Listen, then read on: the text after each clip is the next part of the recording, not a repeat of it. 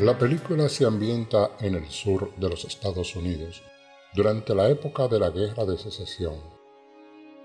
Cuenta la historia de Scarlett O'Hara, la cual tenía 16 años.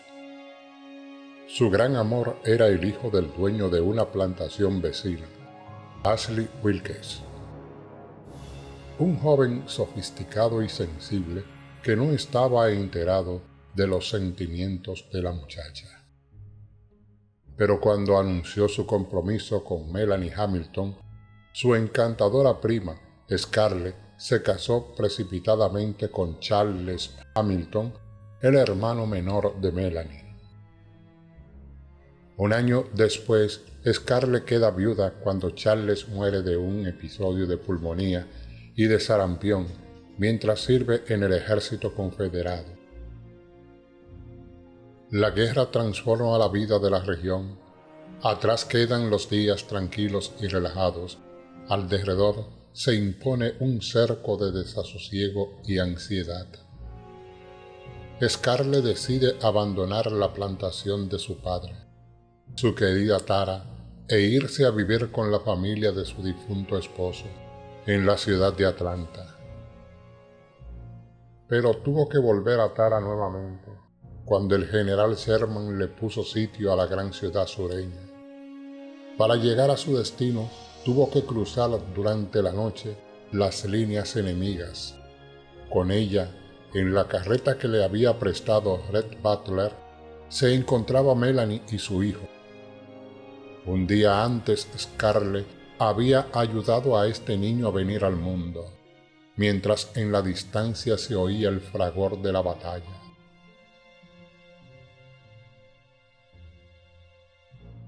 Al regresar a la casa en ruinas, Scarlett encuentra a Tara desierta, excepto por su padre, sus hermanas, 2 antiguos esclavos y una anémica vaca. Era todo lo que quedaba allí.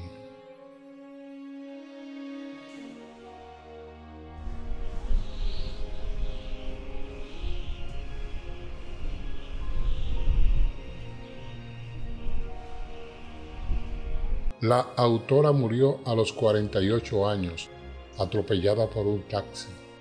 Margaret Mitchell era periodista y solo escribió una novela. ¿Quién sabe qué otras obras maestras nos hubiera legado si hubiese vivido algunos años más? Pero el 11 de agosto de 1949, Mitchell cruzaba la calle camino a una sala de cine cuando fue embestida por un automóvil a alta velocidad. Sufrió graves lesiones internas, incluida una fractura de cráneo, y murió 5 días después.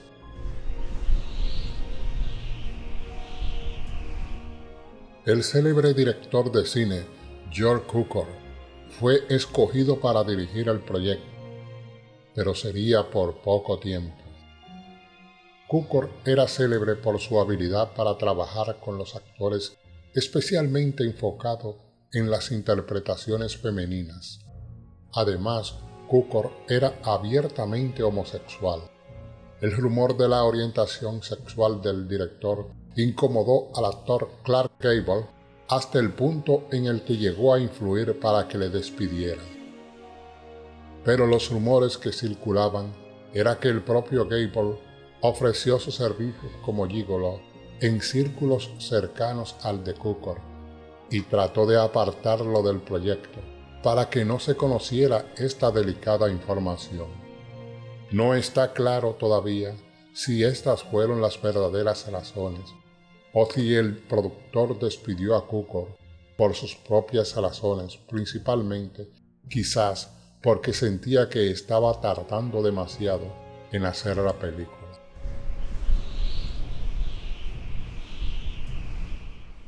La Warner Brothers ofreció a David O. Selznick participar en el proyecto con una fuerte suma de dinero si escogía a sus actores de plantilla, Errol Flynn o Gary Cooper y Bette Davis como protagonistas.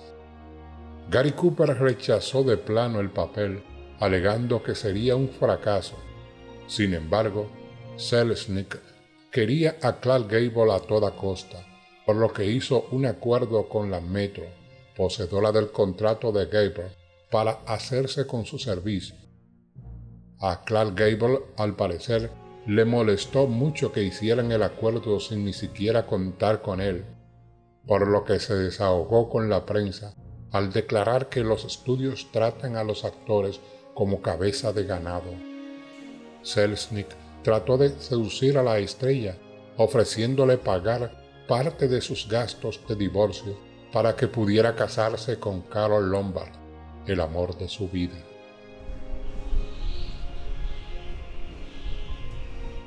La película tuvo 5 directores: Riggs Eason, Sam Woo, William Cameron Menzies, George Cukor y Victor Fleming.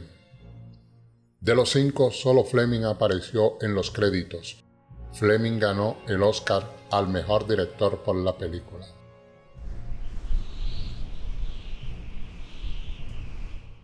En el plano de secuencia, en el que se muestran cantidad de heridos desde un plano cenital, la mayoría de los heridos son muñecos vestidos.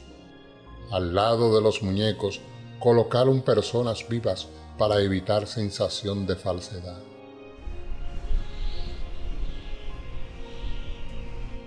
Fue muy curiosa la forma en que Olivia de Havilland entró en el reparto.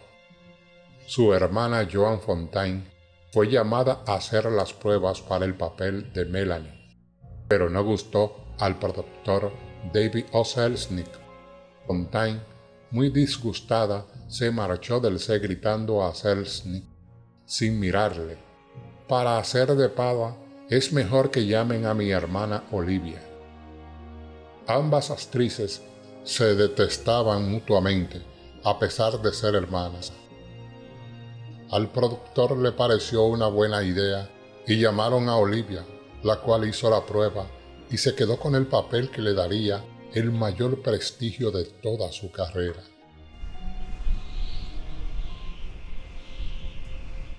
La escena en que Red coge a Scarlett y sube la escalinata hasta el dormitorio con ella gritando y pataleando tuvo que repetirse varias veces.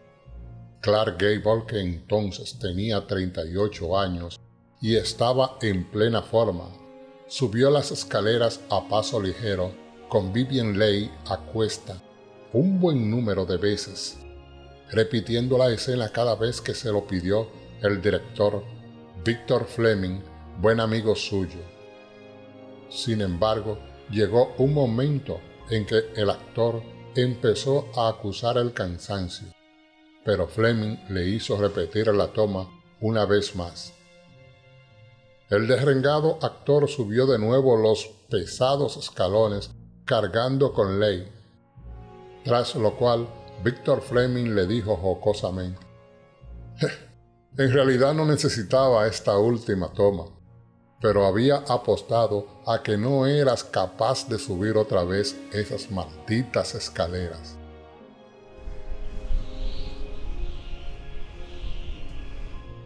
El papel de Bonnie Blue Butler, hija de Red y Scarlett, lo iba a realizar Elizabeth Taylor, pero no lo hizo porque su padre no quiso.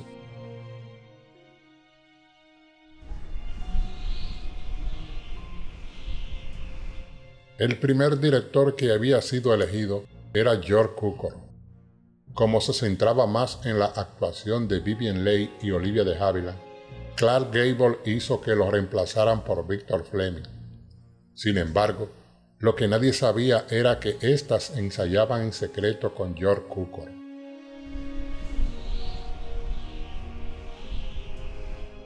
Cuentan que Clark Gable se estaba divorciando cuando le ofrecieron el papel de Rhett Butler y que no quería aceptarlo porque si lo hacía le iba a tocar más dinero a su ex.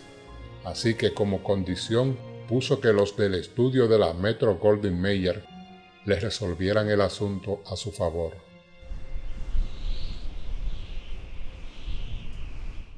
Los decorados que se quemaron para la famosa escena del incendio de Atlanta eran, entre otros, los dos pilares a los que se amarró a la protagonista de King Kong en dicha película.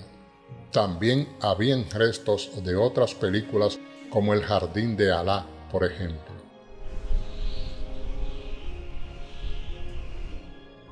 En la escena en la que se quema la casa y huyen en una carreta de caballo por la ciudad, la actriz no es Vivien Leigh, más que nada porque el director llevaba muchísimo tiempo haciendo el casting para conseguir la actriz que interpretara a Scarlett O'Hara y harto de la espera, rodó la escena esta sin enfocar a la cara de la actriz, y cuando consiguió a Vivien comenzó el rodaje.